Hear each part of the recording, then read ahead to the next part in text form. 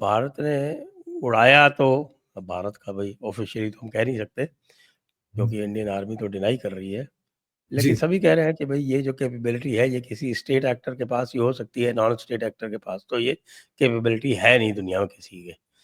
जी तो ये कैपेबिलिटी भारत की ही है। अब हो सकता है भारत ने भी कोई आउटसोर्स कर दिया हो कि कुछ जो भी किया हो, बहरहाल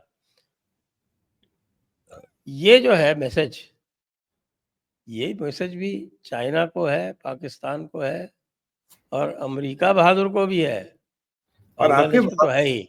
हाँ, ही फिर पन्ना मंडी वालों को भी है। हीरा मंडी पन्ना मंडी दोनों एक साथ कवर हुई। एक साथ कवर हुई। और अब की बार तो ये भी बोल दिया ना, हम तो जाते भी नहीं, हाथ भी नहीं गंदे करते हम तो यहीं बैठ के ना कुछ अपना वो कंप्यूटर खोल के कुछ बटन दबाते, कट कट कट कट, एक स्टिक घुमाते हैं ऐसे, कट कट कट, और कहानी हो जाती है। और तुम्हें यही नहीं पता लगता कि तुम सोते सोते कैसे मौत की गहराइयों में खो गए। ये तो बेचारे सोते सोते मरे थे ना सर, ये सो ही रहे थे बेचारे, अब उठे ही नहीं।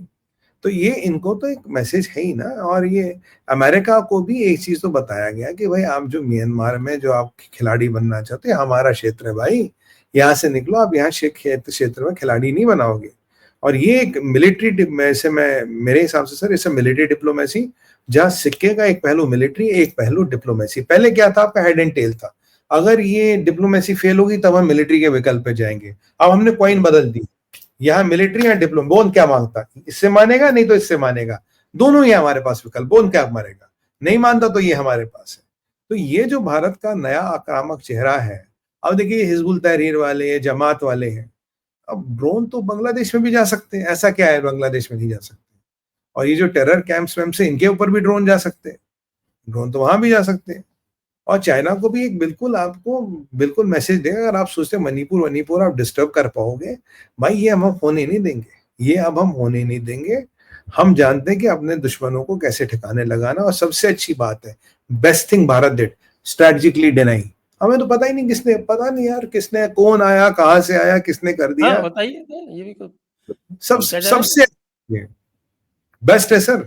इससे दुश्मन को ना और डर लगता है कि यार, वो कहते हैं ना कि बकरा कटा और मजा भी नहीं आया, वो वाला परेशानी हो जाती है इनको। अब पाकिस्तानी में देखिए कितना डर लग रहा हो आज के डेट में। ये जो टेरर पैड वैड इन्होंने नए बनाने की कोशिश करी, इनको कितना डर लग रहा होगा कि पता नहीं कब आके ठोक जाएंगे, पता नहीं कब आके मार देंगे, और फिर बोल देंगे हमें क्या पता कहाँ मर गए। और अगली बार तुम ये भी नहीं बोलेंगे कि ड्रोन भेजे थे, तो पता नहीं कौन आ गया, कौन किसने मार गया। आपस की रंजिश होगी, आपस की रंजिश होगी। अननोन गनमैन आए होंगे। अननोन गनमैन से अननोन ड्रोन तक नया सफर। हाँ, ये सर, ये हमारा ग्रेजुएशन है, मतलब मेटामॉर्फोसिस है, we have come up the food chain. तो अब अननोन, हाँ ये अच्छा है, अननोन ड्रोन से अननोन गनमैन तक नहीं नया नहीं, उल्टा अध्याय। उल्टा उल्टा उल्टा उल्टा उल्टा। सॉरी, अननोन गनमैन से अननोन ड्रोन तक नया अध्याय, एक यस। नई कीर्ति, एक नई क्रांति, भारत की नई कहानी। मतलब ये बड़ा अच्छा रहेगा। और मुझे लगता है कि पाकिस्तानियों को अब समझना चाहिए कि भाई तुम ये देश को तोड़ वोड़ दो, ये आर्मी वार्मी वालों को भाग जाना चाहिए पैसे वैसे लेके वक्त रहते। और जहां तुमने ये माल वाल टिका रखा, जहां वो ऑस्ट्रेलिया ऑस्ट्रेलिया में जहां बैठे हो बैठ जाओ, यहाँ बलोचों को दे दो, वहां पठानों को दे दो। बाकी पंजाब में भी तो दो बेल्टों में टूटेगा ना, सराय की नॉन सराय की बेल्ट, पंजाब भी टूटना ही है, सिंध अलग होना है। और सिंध पे तो मुझे लगता है कि सिंध पे थोड़ी हमारी ज्यादा नजर रहनी चाहिए, हिंदू लोग, हिंदू भाई वहां बहुत है। और ये बिल्कुल होना चाहिए सर। और आपको ये आपने खबर देखी है अभी, पन्ना मंडी से खबर आई है क्या? यहाँ, पन्ना मंडी से खबर अभी थी कि गोपालगंज जो डिस्ट्रिक्ट है, वहां करीब करीब एज पर इनफॉर्मल सोर्सेज 100 लोग मर गए सर, आर्मी ने फायरिंग की है। हाँ, है? आर्मी ने फायरिंग की है। वैसे नंबर तो फॉर्मली 10 बताते हैं, पर वहां पे 100 लोग मर गए हैं और आपका आर्मी ने फायरिंग की है।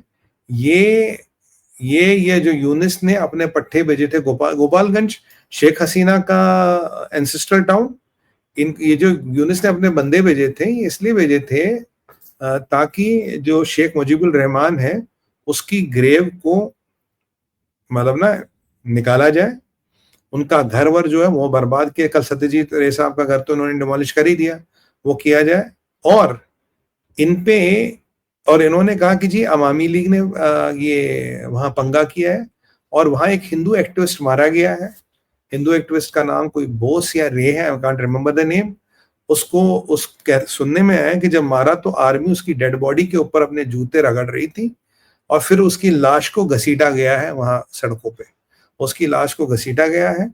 और मतलब बड़ी, और उसके साथ हिजबुल तहरीर के बंदे भी खड़े थे, हिजबुल तहरीर के बंदे भी खड़े। बहुत बड़ा जेनोसाइड हुआ सर आज, करीब करीब इनफॉर्मल सोर्सेज कह रहे हैं 100 लोग मरे हैं, डायरेक्ट फायरिंग की आर्मी ने। तो ये जो आज यूनिस का ने अपना इस्लामिस्ट चेहरा दिखा दिया, और गोपालगंज में संजय सर 70% आबादी हिंदुओं की है। गोपालगंज में 90% जो रहने वाला बंदा है वो आपका इसका सपोर्टर है, अवामी लीग का। तो ये अवामी लीग के घर में घुस के, हसीना के घर में घुस के आपने ये नरसंहार किया, जिसमें अधिकतर मरने वाला मेरे हिसाब से हिंदू होगा, क्योंकि अगर 70% आबादी हिंदुओं की तो अधिकतर मरने वाला हिंदू होगा। इसलिए भारत के लिए मेरे हिसाब से आज कोई लक्ष्मण रेखा नहीं रही, सारी लक्ष्मण रेखाएं पार हो गई है। अब एक डिसाइसिव मिलिट्री एक्शन वहां होना चाहिए, हिंदू देश बनाना चाहिए आपको, और इस मसले को खत्म करना चाहिए, क्योंकि अब धैर्य की सीमा सब पार हो गई है। इस इस्लामिस्ट यूनिस ने हिजबुल तहरीर, जमात इस्लामी और तहफ़्फ़ुज़ इस्लाम के साथ मिलके वो काम कर दिया जो शायद पाकिस्तान में भी लश्कर तोयबा और जैश ए मोहम्मद नहीं कर पाए, उसने ये काम कर दिया। ये बहुत बहुत बड़ा कांड हुआ सर बांग्लादेश में आज। और अगर ये इन्होंने शेख हसीना को इसलिए रिपोर्ट ऐसा किया जा रहा है, रिपोर्ट कह रहा है साहब Bangladesh police opens fire on Awami League students, Awami League students, Sheikh 10 Hasina वाले students of अवामी छात्र League have been murdered। Sir 100 लोग ये कह रहा हूं, ऑफिशियली ये 10 कह रहे हैं, पर ये करीब करीब इनफॉर्मली सुनने में 100 लोग मार दिए इन्होंने दहशत फैलाने के लिए। ये इसने यूनिस ने मार्च ऑर्गेनाइज कराया था, गोपालगंज मार्च। अपने जो हिजबुल तहरीर वाले इसके सो कॉल्ड स्टूडेंट बदमाश हैं, ये इस्लाम हिफाजत इस्लाम वाले और जमात वाले वहां गए थे और उन्होंने ये फायरिंग करवाई है, उन्होंने ये कांड करवाया है। और ये मरने वाले शेख हसीना का काडर था, उसका डिस्ट्रिक्ट था। और सुनने में तो ये भी आया कि मैं एक टीवी डिस्कशन पे था अभी, तो वो एक बांग्लादेशी पैनलिस्ट कह रहे थे कि ये क्या नाम इनका, रविंद्रनाथ टैगोर जी का जो घर है, जो वहाँ उनका वो है एंसेस्ट्रल होम वगैरह, वो भी इनके निशाने पे। अगर ये शेख मुजीबुर रहमान की कब्र खोदने जा सकते हैं तो ये इतने गिर सकते, कहीं से भी जा सकते हैं। तो मुझे आज वही याद आया, मैंने कहा यार ये बिल्कुल वो जो 1971 वाला सीन था, बिल्कुल वही सीन हो रहा है। मुझे लगता है कि सारी लक्ष्मण रेखाएं पार कर गए हैं।